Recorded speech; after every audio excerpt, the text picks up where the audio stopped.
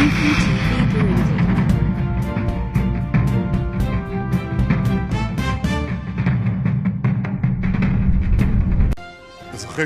Burundi.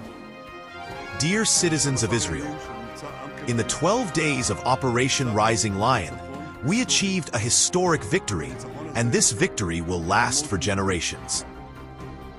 We overcame two immediate existential threats, the threat of nuclear bombs and the threat of 20,000 ballistic missiles. If we had not acted now, the state of Israel would be standing close to the threat of destruction. But this did not happen, because at the critical moment, we rose up like lions. We roared like a lion, and our roar shook Tehran and echoed throughout the world. In our sources, it is said, "With stratagems, you shall wage war." The surprising opening strike of Operation Rising Lion will be recorded in the annals of Israel's wars, and it will be studied by all the armies of the world.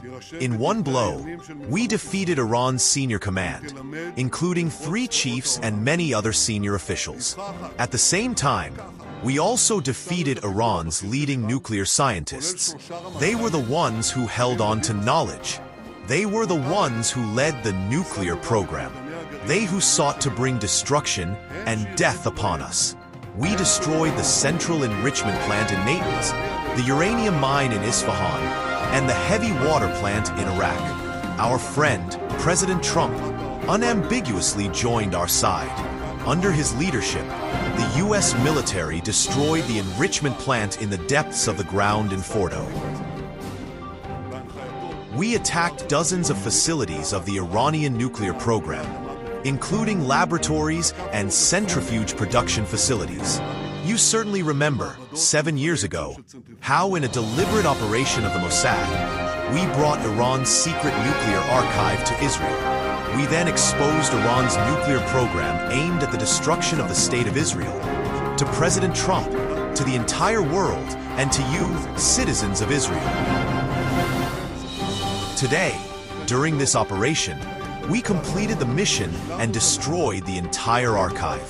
This archive contained Iran's knowledge of nuclear bombs. We did this as well. For decades, I promised you that Iran would not have nuclear weapons. Indeed, in all of our brave operations, we brought to light Iran's nuclear program. And if anyone in Iran tries to implement this project, we will act with the same determination, with the same strength, to prevent such an attempt. I will now say, Iran will not have nuclear weapons. With the same strength, with the same determination, we destroyed Iran's missile production industry.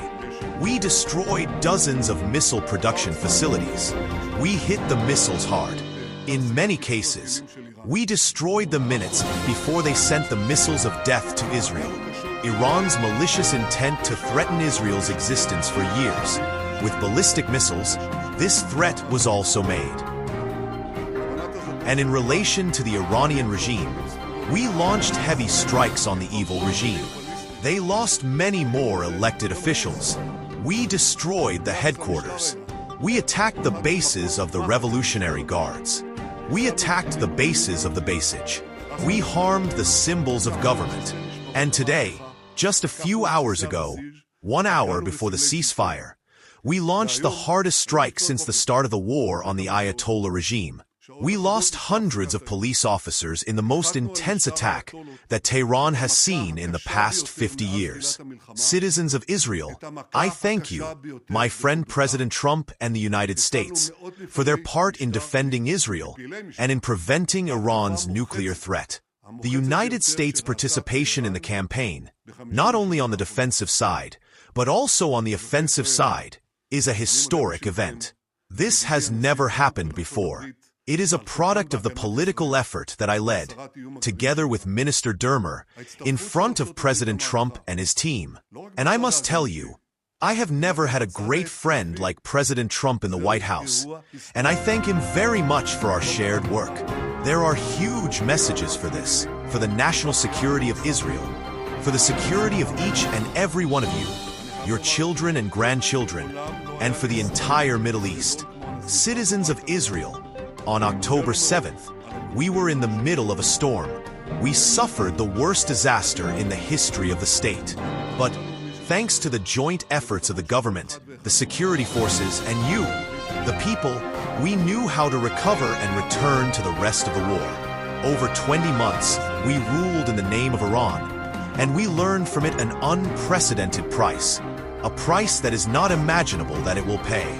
But despite our remarkable achievements, we will not yield to the waves of euphoria. We are not worthy. We are not arrogant, quite the opposite. We have no intention of taking our foot off the gas pedal. We must complete the campaign against the Iranian army, to liberate Hamas, and to liberate all of our captives, the living and the missing as one. And to the missing families, I say, we will not stop for a moment, even for a moment, including during the war, the efforts to bring back all of our captives home, again, the living and the missing as one. We will not yield to this holy mission until it is completed. And to the missing families, I say you, our heroes, will not fall to the ground, because their heroism and bravery is what will allow us to break the Iranian wall. Without the great achievements in Gaza, Lebanon, Syria, and against terrorism in Judea and Samaria, we would not have been able to reach Tehran. With the breaking of the Iranian wall, we will open a wall of peace and prosperity for the people of the region, and I tell you, also beyond the people of the region. We have already been working on this for a month, and the time will come to reveal our actions. We will immediately take action against anyone who is harmed, and we will bring the Israeli economy to new heights. This is already happening. Citizens of Israel, we have paid a high price for this operation. We are all embracing the missing families, and we are all giving full support to all the injured, both physically and mentally, as well as to all the injured in this campaign since October 7th. Recently, I visited several cities that have suffered a great loss from the Iranian missiles. Many houses were destroyed, and as we promised the residents, we will rebuild them. Citizens of Israel, I would like to thank you from the bottom of my heart. Chief of Staff, Eyal Zamir, commanders and soldiers of the IDF, Chief of Mossad, David Barnea, officers of the Mossad, Commander of the Air Force, Tomer Bara, our brave pilots, what a wonderful job they have done. And to the officers of the IDF, to the head of the Navy, Rear Admiral Shlomi Binder, and to the intelligence, they have shown incredible creativity in identifying the enemy's hideouts. To the head of the National Security Council, Sachi Hanegbi, for leading the campaign, to the military secretary, Major General Roman Goffman, to the Home Front Command, to the Israeli police, to the medical and military personnel who have saved many lives. And of course, I would like to thank the Defense Minister, Israel Katz, and all the ministers and ministers of the government. They all stood behind the historic decision, and they all acted in their respective fields. All of them, without exception, rose to the height of the hour. But above all, I would like to thank you, citizens of Israel. This is a moment of national pride, a moment of unity, a moment in which every citizen of Israel can rise and say, together, we made the unbreakable. Together, we made the unbreakable. With a lion's strength, the people of Israel rise, the Jewish people live, and with the help of God, the people of the future will ensure the future of Israel. כולם בלי יוצא מן הכלל התעלו לגודל השעה. אבל מעל הכל, אני רוצה להודות לכם, אזרחי ישראל. זהו רגע של גאווה לאומית, רגע של אחדות, רגע שבו כל אזרח בישראל יכול לזקוף קומה ולומר, יחד עשינו את הבלתי נתפס. יחד עשינו את הבלתי נתפס. עם כלביא קם, עם ישראל חי, ובעזרת השם, עם הנצח יבטיח את נצח ישראל.